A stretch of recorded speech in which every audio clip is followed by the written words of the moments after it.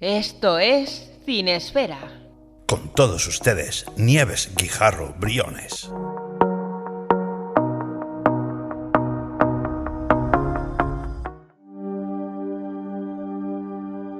Cinesfera ya está aquí una semana más. Querido público, sea bienvenido. Os habla, como cada semana, Nieves G. Briones, directora de la línea Puño Sucio de Ediciones Bernacchi. Continuamos esta semana con este especial de ciencia ficción, pero no cualquier tipo de ciencia ficción, sino esa ciencia ficción cronenberiana, viscosa, esa ciencia ficción que habla, por así decirlo, de la metamorfosis del ser humano. Como ya sabéis, hasta el momento hemos visto unos cuantos títulos cronenberianos en este programa dedicado al cine de género. Y suma y sigue La Mosca, Scanners, la mucho más reciente Crimes of the Future, que, repito, nada tiene que ver con la del año 1970. Y la semana pasada hablamos de una de sus cintas más reivindicadas. Recordemos, mejor premio a la dirección en el Festival de Sitges del año 1975, Shivers, más conocida en España como Vinieron de dentro de. Esta semana no nos vamos a quedar atrás y os traigo un nuevo éxito de este autor tan, vamos a decirlo así, peculiar.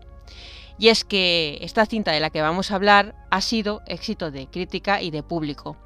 Es cierto que con el cine de Cronenberg las críticas tienden a ser más bien polarizadas, pero en este caso, la llamada crítica profesional, se me entiende, en su mayoría fue bastante positiva con el título del que vamos a hablar en esta noche. Vamos a irnos a la década de los 90, concretamente al final de esta década. Y como siempre, en lugar de deciros yo el título, os voy a dejar con el tráiler porque, pues eso, queda mucho mejor. There's an intimacy involved in playing Existence that is beyond description. In the not-too-distant future, Allegra Geller has created the ultimate escape. The possibilities are so great. This is amazing. A parallel universe called Existence. Now I'm warning you. It's going to be a wild ride. It taps into your deepest emotions. You're the power source. Your body, your nervous system, your energy. It unleashes your wildest urges. I can't help myself. I'm just fighting it. I feel a serious urge to kill someone here. Do it. It's just a game. But it's the first genuine threat to reality. It's a lot more fun when it starts feeling realer than real. And someone wants it stopped at all costs. We're worth a lot of money. $5 million for a dead body. Step into my office. Allegra, we need help. The only way I can tell if everything's okay is to play Existence with somebody friendly. Are you friendly? Play with me.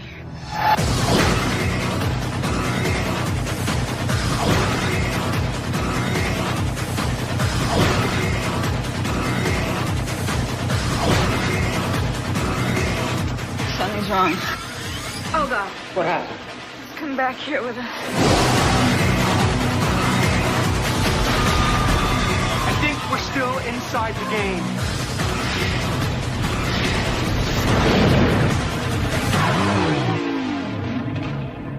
You're stuck now, aren't you? Pues sí, nos trasladamos concretamente al año 1999 para hablar de Existence, un thriller con un reparto encabezado por Jennifer Jason Leigh y Jude Law, una cinta que trata uno de los temas más comunes en esto de la ciencia ficción, la realidad virtual llevada en este caso al límite. Una temática que no será ni la primera ni la última vez que se abre aquí en Cinesfera, porque, como digo, hay varias producciones del corte que la tocan.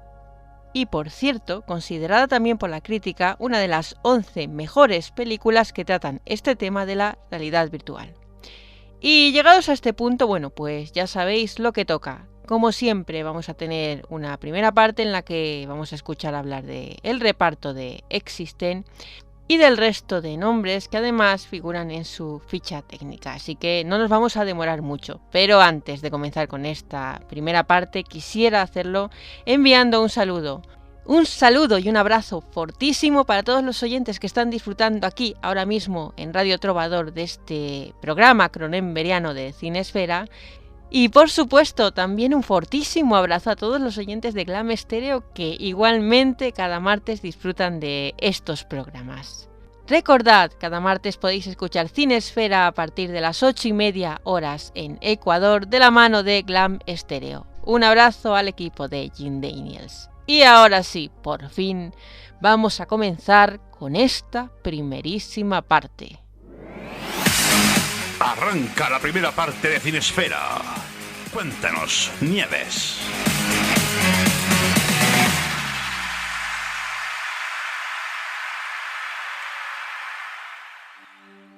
Encabezando este maravilloso reparto de Existence tenemos a la talentosísima Jennifer Jason Leigh, recordada por muchos motivos, principalmente, claro está, por una estratosférica carrera. Es verdad que hay algo que la señala con un distintivo especial, y es que su padre no es ni más ni menos que el también talentoso Vic Morrow.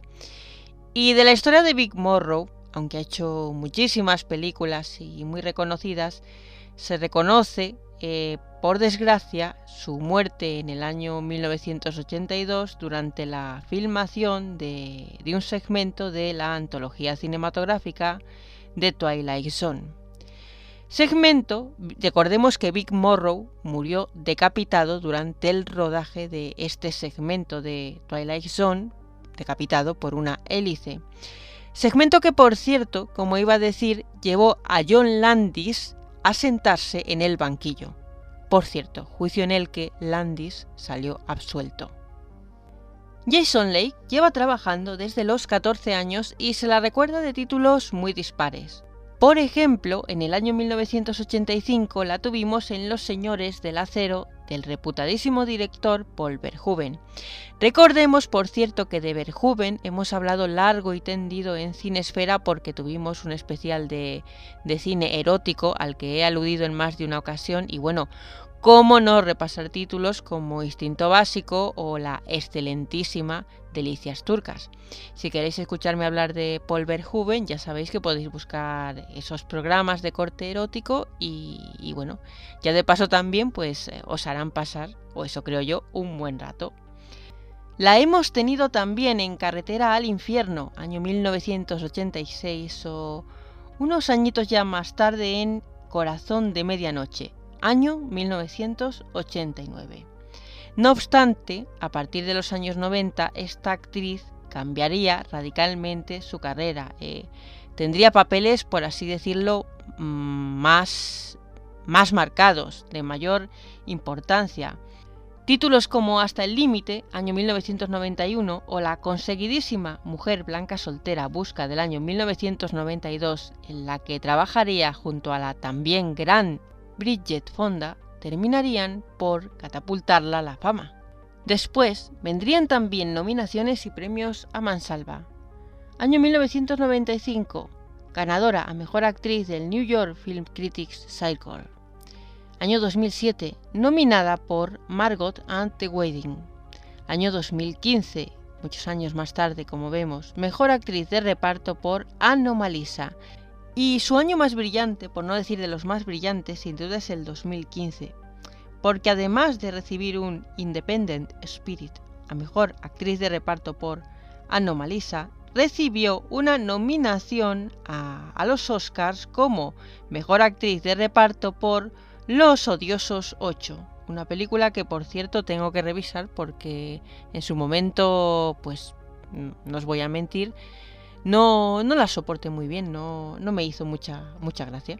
De estas cosas que pasan, que algo no te cae en gracia y ya está, pues eso me pasó a mí con Los Odiosos 8. Pero os prometo una revisión y bueno, un análisis si viene al caso, a lo que iba. También en los Globos de Oro tuvo una nominación a Mejor Actriz precisamente por su intervención en Los Odiosos 8. Y bueno, precisamente su participación en esta cinta sí que le ha granjeado muchas más nominaciones. El Houston Film Critics, ganadora en el San Diego Film, ganadora también del National Board, que es un premio bastante prestigioso, pero en fin, como os digo, la filmografía de esta mujer tiene interesantísimos títulos. Ha trabajado además de con Cronenberg, con los hermanos Coen, con Christian Lebring, con Agnieszka Holland también, con por ejemplo Alan Rudolph, con muchísimos directores de grandísima talla. Además, no estamos hablando únicamente de una actriz, sino que también ha sido productora, y recordemos que su primera producción televisiva relevante fue la serie Atypical, donde además de producir, como os digo, también interpretaba a la madre de un chico de 18 años que tenía autismo. Una actriz, como os digo, de gran renombre, a la que además hay que reconocer que le gustan especialmente los títulos independientes. Participaciones en algunas obras, como por ejemplo El maquinista, lo avalan. Pues eso, Jennifer Jason Leigh. Ignoro si la vamos a volver a ver próximamente, pero yo espero que sí. Pero Existence tampoco sería lo mismo sin la presencia del gran Jude Law, uno de los actores, productores y directores más respetados de la meca del cine. Son hartas conocidas sus participaciones en películas como El aviador, Enemy at the Gates, Hugo, Sherlock Holmes, Juego de sombras o la conocidísima Inteligencia artificial. De inteligencia artificial, es que no podía ser de otra manera, ya hablamos en este especial de Cinesfera y además hablamos hace ya bastantes semanas. Se puede decir que en los inicios de este especial. Y además de hablar largo y tendido de la película, Tony y una servidora hicieron una dramatización de ese emocionante momento final de la película. Para mí, sin duda, uno de los momentos más lacrimógenos del cine y pues uno de los finales con los que yo más he llorado. Yo las películas con las que más he llorado en mi vida han sido dos y curiosamente del señor Spielberg. Dos además que no se parecen en nada. Una ha sido La lista de Schindler y otra es esta, Inteligencia artificial. Y por eso es una película pues que no podía faltar en esta cinesfera y bueno, a la que además pues me encantó volver a darle un repaso porque la verdad es que de hace tantos años no la recordaba tan buena.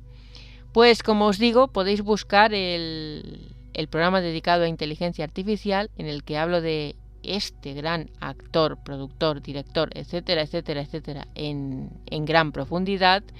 Y ya de paso, pues recordáis una producción como Inteligencia Artificial y quién sabe, a lo mejor inclusive os apetece volver a verla.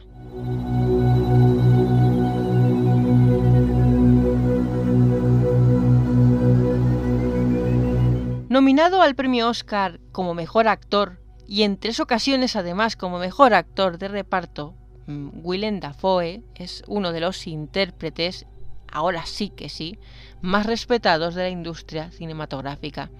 Además, un actor versátil. Tan pronto lo encontramos en una película como Spider-Man, como por ejemplo trabajando con Lars von Trier. Su talento no tiene límites. Su capacidad interpretativa es de lo más versátil que se ha visto en años.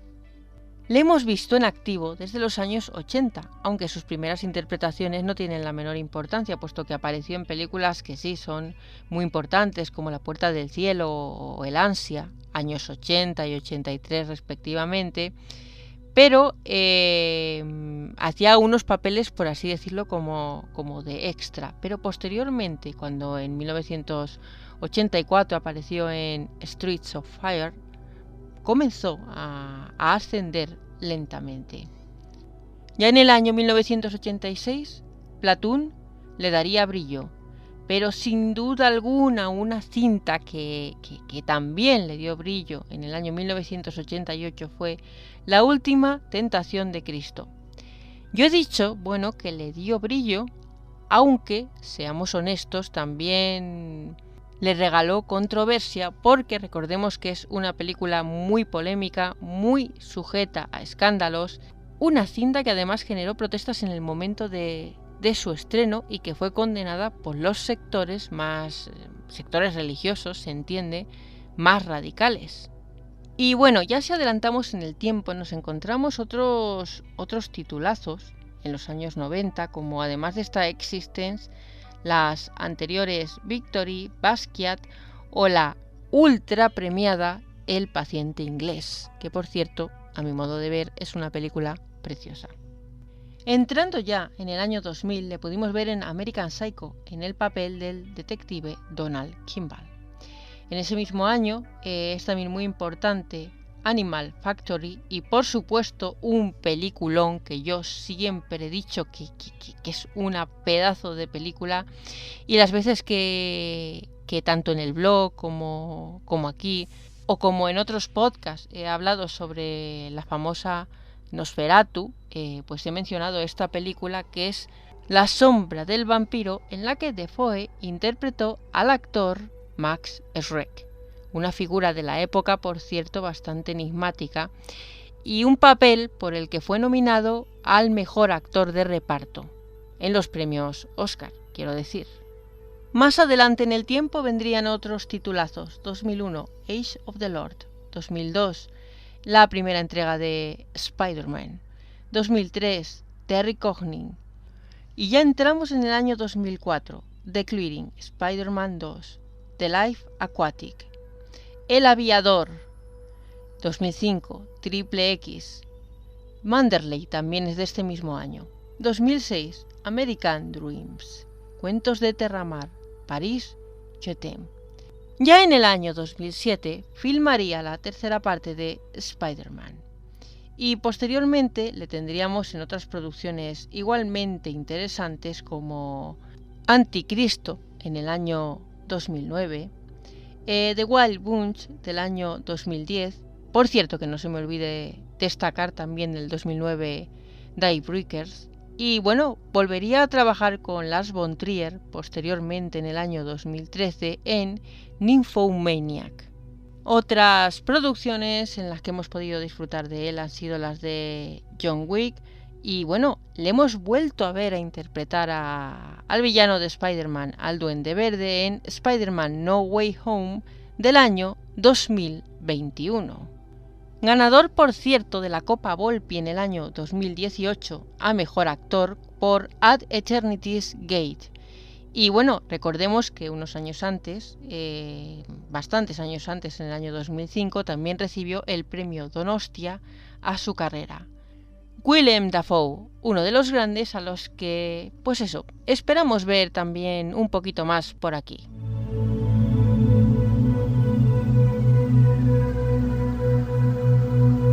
Fallecido en el año 2020, a Ian Holm Cuthbert le conocemos por una trayectoria de más de 50 años de carrera, y no solo en el cine, sino también en el teatro y la televisión.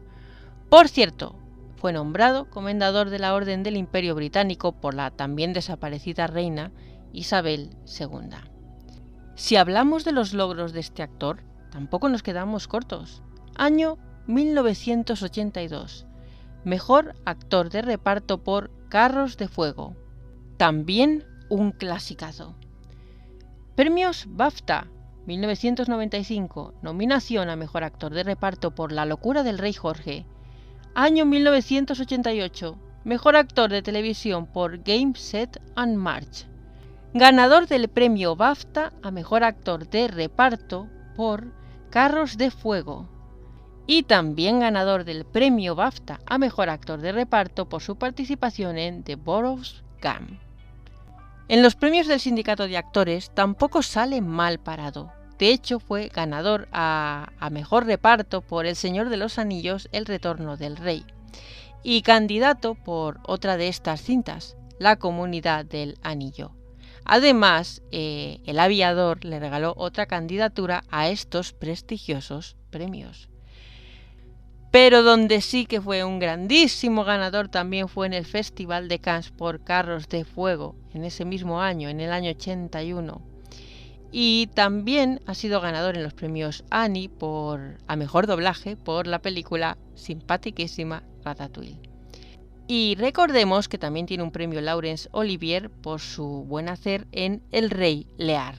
Como ya he comentado, actor de excelentísima y amplísima carrera, pero por supuesto al decir su nombre, lo primero que se nos viene a la cabeza no es otra cosa que su rol como Bilbo Bolsón. Que en paz descanse.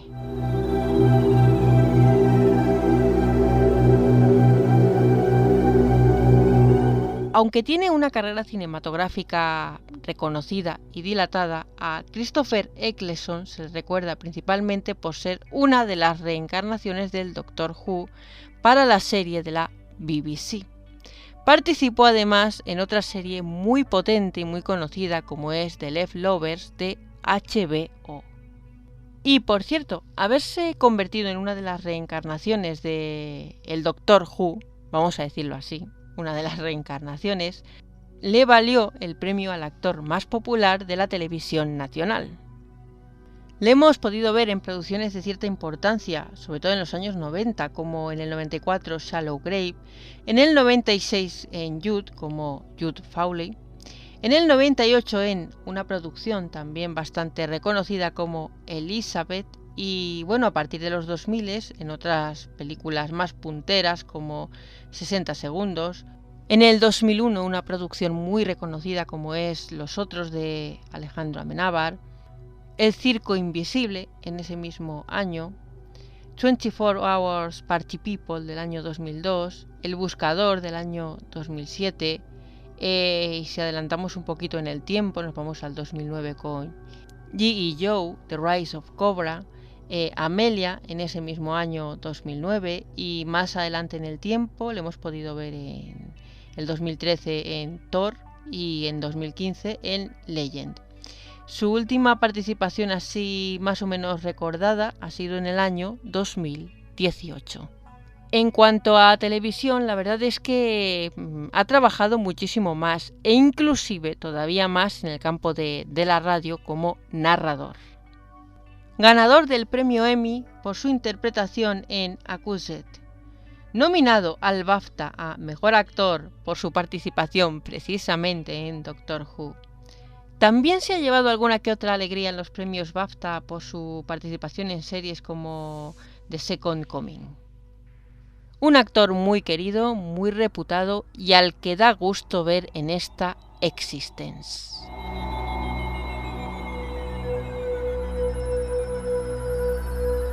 Terminan por completar el reparto otros nombres igualmente interesantes. ¿Qué decir de Don McKellar? También tenemos a la reputadísima Sarah Polley, a Carol Kate Rennie, a Oscar Hsu, a Stephanie Belding, Robert A. Silverman, Christopher Eccleston, Jerry Weekly o Chris Lemche. En el aspecto técnico, además de la dirección y el guión de Cronenberg, rescatamos la excelentísima fotografía de Peter Suchitsky y el montaje, también genial, de Ronald Sanders. A destacar en esta película la música del maestro Howard Shore. Recordemos que, por supuesto, Existence no es ni mucho menos la primera colaboración de Shore con Cronenberg, porque, sobre todo, es encomiable su partitura para La Mosca. Así que buscad el programa dedicado a La Mosca y podréis escucharme hablar de Howard Shore. Se trata de una cinta con una puesta en escena de lujo y, como he comentado al inicio de este programa, con unas críticas en su mayoría positivas. No obstante, es cierto que a pesar de todo, los números que tuvo en taquilla no fueron muy buenos. Es decir, esta cinta no tuvo la misma suerte que La Mosca, que fue un boom en recaudación, o por ejemplo, que la película de la que hablamos la semana pasada, Vinieron de dentro de, que la verdad es que también fue todo un récord de recaudación, tanto a nivel internacional como en el país del propio director, en Canadá. En España, pues bueno, hubo opiniones de todo tipo y una de las más célebres fue la que se publicó en el periódico El País, en la que se la calificaba literalmente, así tal cual, como por parte del periodista Torreiro, como ilustre tropezón de Cronenberg, director que es un maestro en la narración y sus formas, en cómo se construyen las historias y cómo enganchan y juegan con el espectador. Vende humo, pero lo vende convincentemente.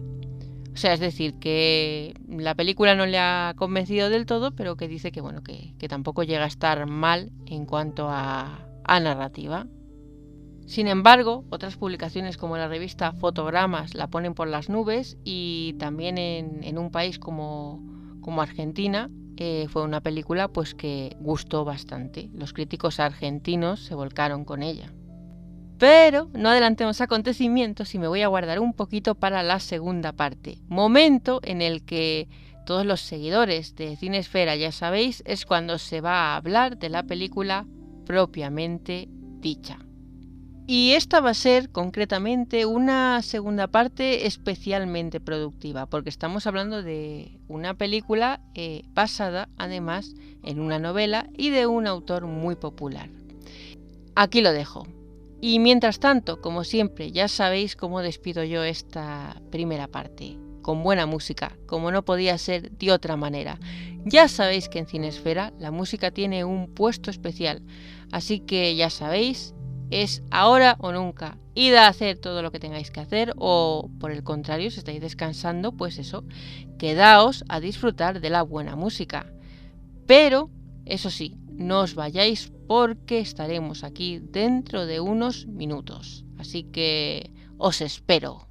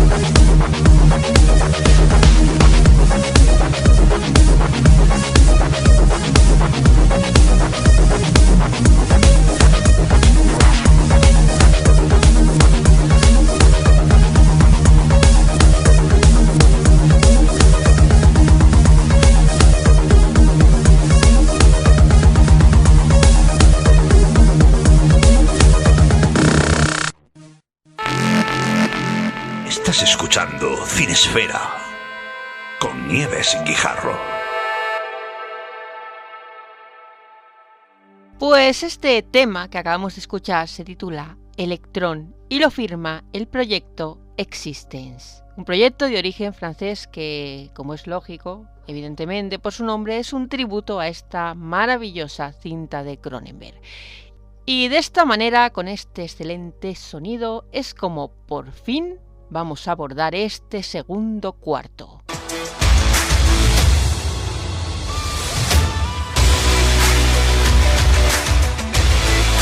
Aquí comienza la segunda parte de Cinesfera.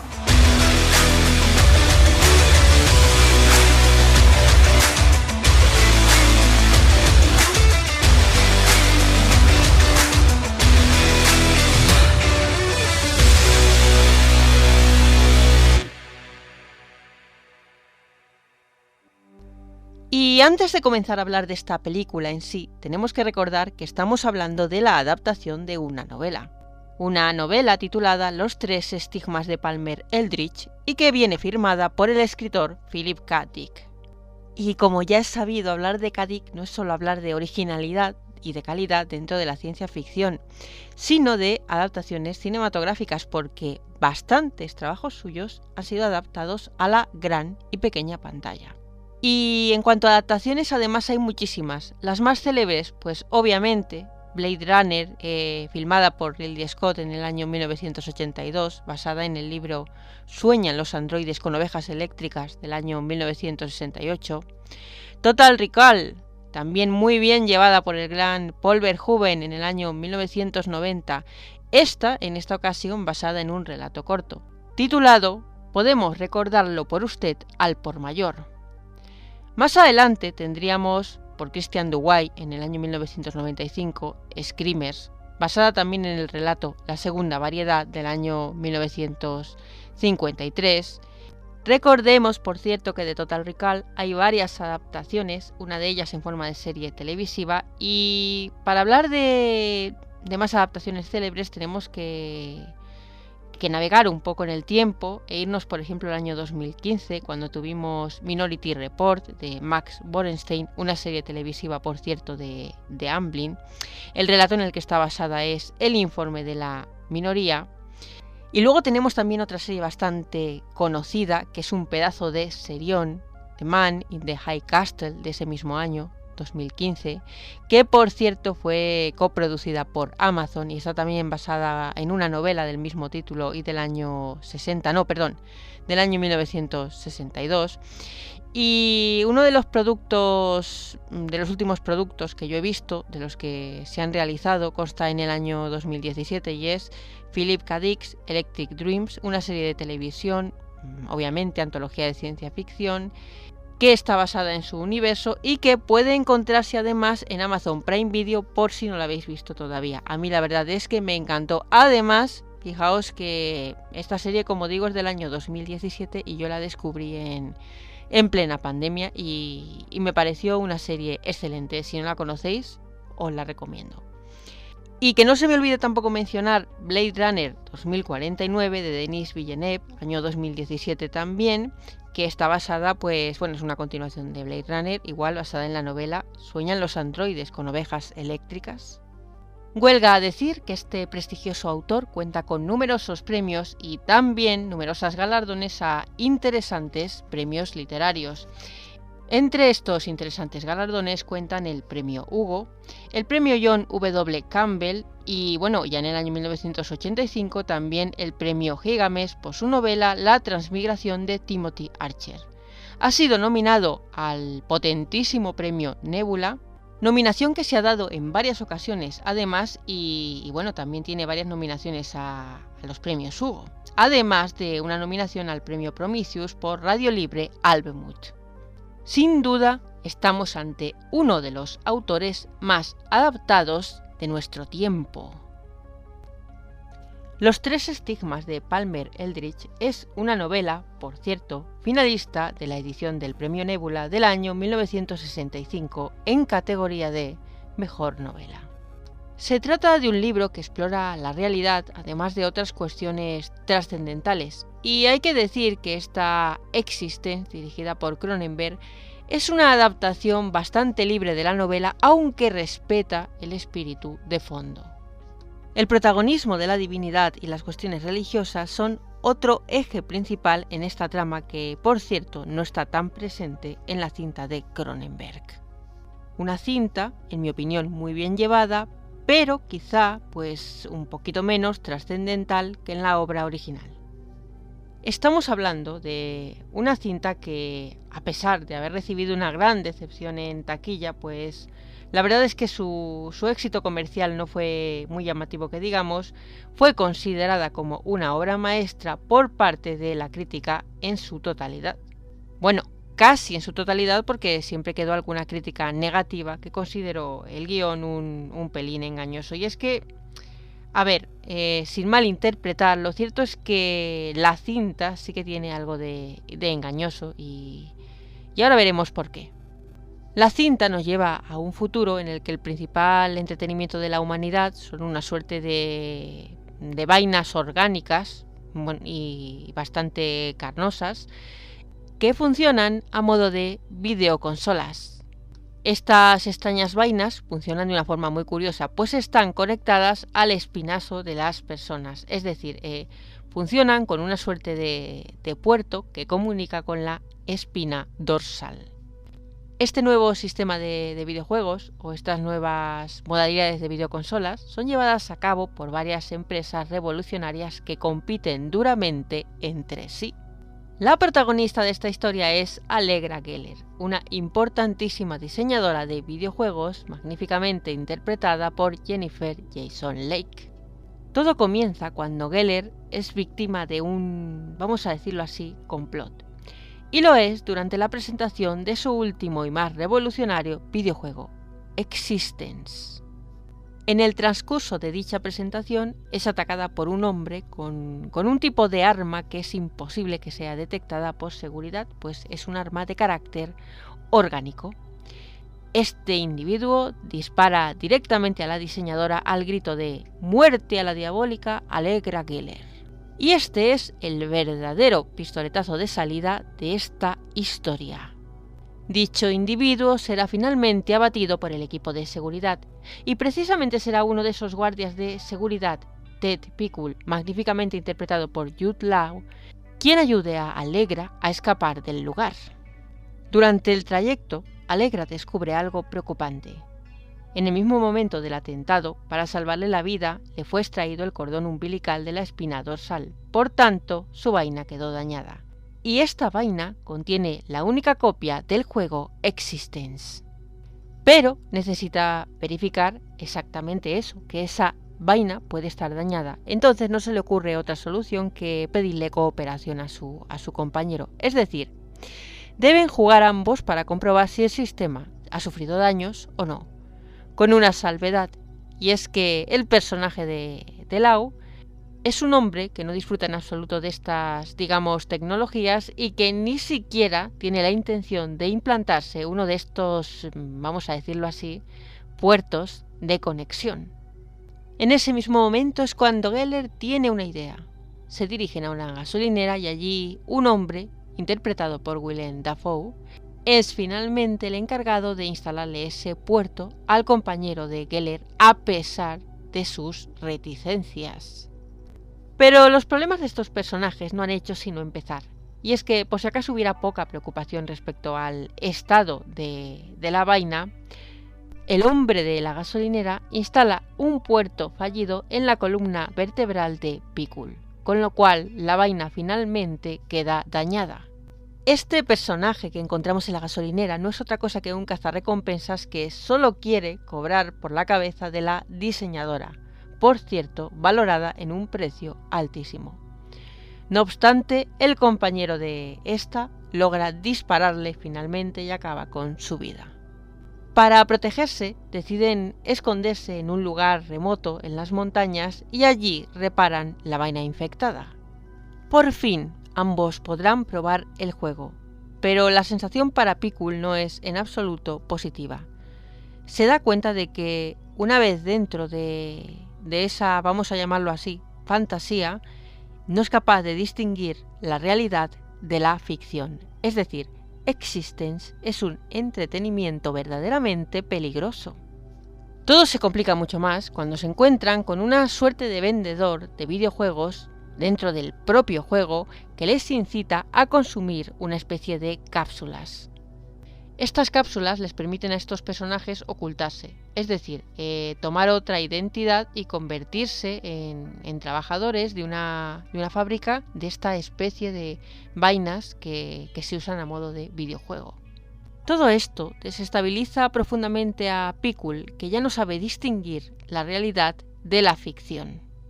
Lejos de disminuir, el peligro incluso aumenta dentro del juego, y es que dentro de ese mismo juego la propia Allegra vuelve a ser víctima de un atentado, pero esta vez Pickle se adelanta y dispara a bocajarro a su amenazante enemigo. Además, le dispara con la misma pistola con la que al principio fue amenazada la diseñadora.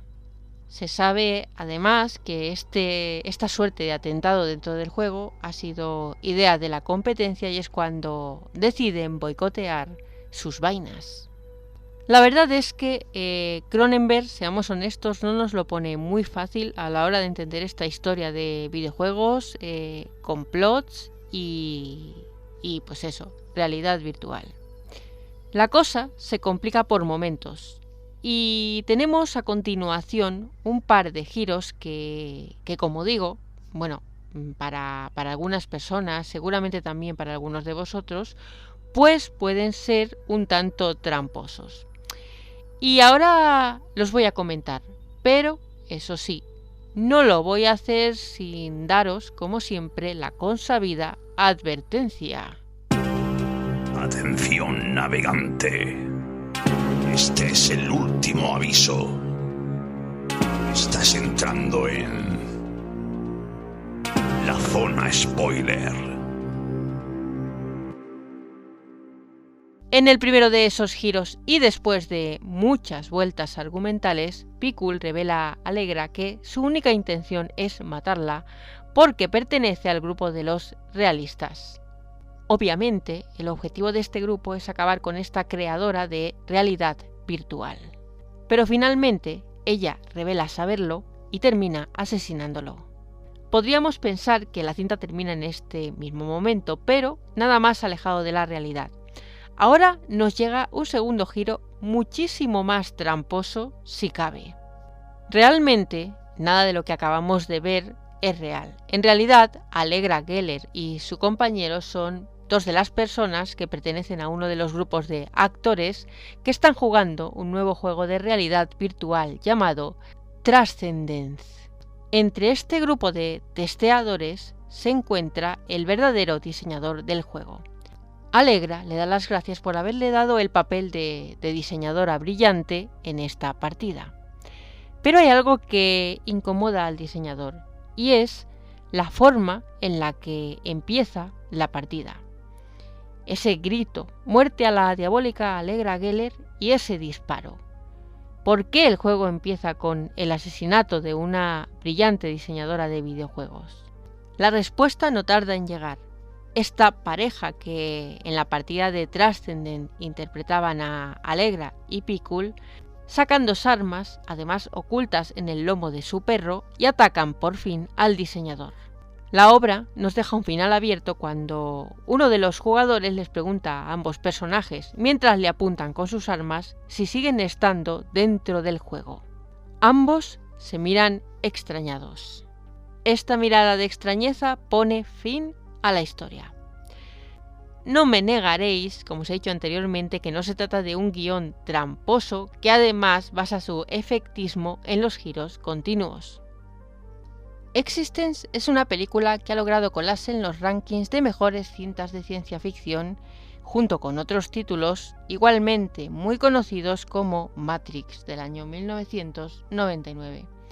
No obstante, tiene una grandísima peculiaridad, y es el mérito de su autor. Nos ofrece una película de ciencia ficción, pero con marcas propias.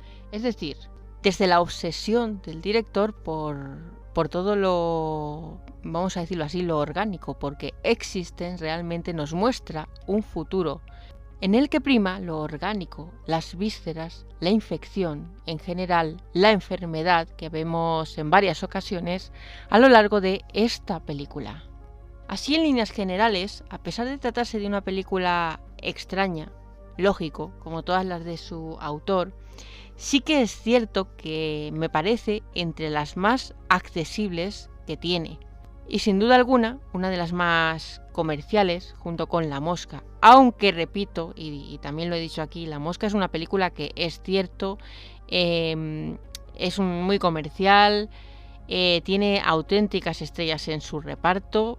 No es una película, vamos a decirlo así, barata, pero también es verdad que para ser una película que ha tenido un estreno internacional, es una película muy valiente, la admiro mucho y me parece una película absolutamente repugnante para ser mostrada en pantalla grande. Pues eso, ese sello cronenberiano que es inconfundible. Inconfundible, igual que lo es en muchas de las películas de Cronenberg, la banda sonora. Y es que el tándem Cronenberg-Shore nunca deja indiferente. Y así sucede con la banda sonora de Existence. Banda sonora que, bueno, ya sabéis, como es el proceso habitual en Cinesfera, escucharemos al final de este programa. Final que ya está muy próximo. Pero, por supuesto, yo no podría despedir el programa sin, antes que nada, invitaros a darme vuestra opinión. ¿Qué os ha parecido Existence? ¿Está para vosotros entre las mejores cintas de Cronenberg? ¿Por el contrario, entre las peores? O bueno, también puede estar en un punto intermedio. Ni fu ni fa. ¿Os interesa más? ¿Os interesa menos? Ya sabéis que todo lo que opinéis a mí me importa. Así que, por favor, regaladme vuestros comentarios que estaré encantada de daros la réplica. Y ahora sí, con esta invitación es como ya por fin entramos en la recta final del programa. Esta recta final en la que, como siempre, yo os voy a recordar dónde podéis encontrarme en redes sociales. Ya sabéis que estoy en Facebook en la página Caosfera. También estoy en Twitter como @lady_necrofage. Me veréis como Caosfera B. En Instagram como @nieves_briones. Y bueno, por supuesto, si os gusta mucho este programa, ya sabéis que podéis seguir todas las actualizaciones a través de la página de Facebook de Cinesfera. Y si os gusta Cinesfera, recordad también que podéis escuchar el resto de nuestros proyectos. Suscribiros al multipodcast de Luz Ferre Audios, donde encontraréis todos nuestros programas. Martes de Terror, El Grimorio de las Almas Condenadas, Momentos Eróticos 2 Rombos y, como no, este Cinesfera. Recordad que os esperamos en las mejores plataformas de podcast: Spotify, Spreaker, iVoox, Google Podcast y un largo etcétera. Ya sabéis, cuándo y dónde queráis. Y ya sin más, solo añadir que también podéis seguir el resto de nuestros espacios en Facebook e Instagram. Estamos como Martes de Terror, repito, en Facebook y en Instagram. Estamos como Lux Ferre Audios, tanto en Facebook como en Instagram. Y por supuesto, también podéis seguir la página en Facebook e Instagram de Radio Trovador, donde disfrutaréis de nuestra parrilla semanal. Agradecemos muchísimo vuestros likes, vuestros comentarios, vuestras suscripciones y, por supuesto, vuestras escuchas, que son lo que nos motiva para seguir adelante. Y ahora ya sí que sí, hemos llegado al final. Os quiero enviar desde aquí un fuerte abrazo. Espero que hayáis disfrutado de esta velada tan cronenberiana tanto como yo. Recordad que la semana que viene, aquí, puntual, dentro de 7 días, tendréis mucho más y mejor Cronenberg. Un nuevo título os espera a la vuelta de la esquina. Así que espero que nos veamos por estos lares. Pasad una buena semana y ahora ya sí, os dejo con el gran Howard Shore.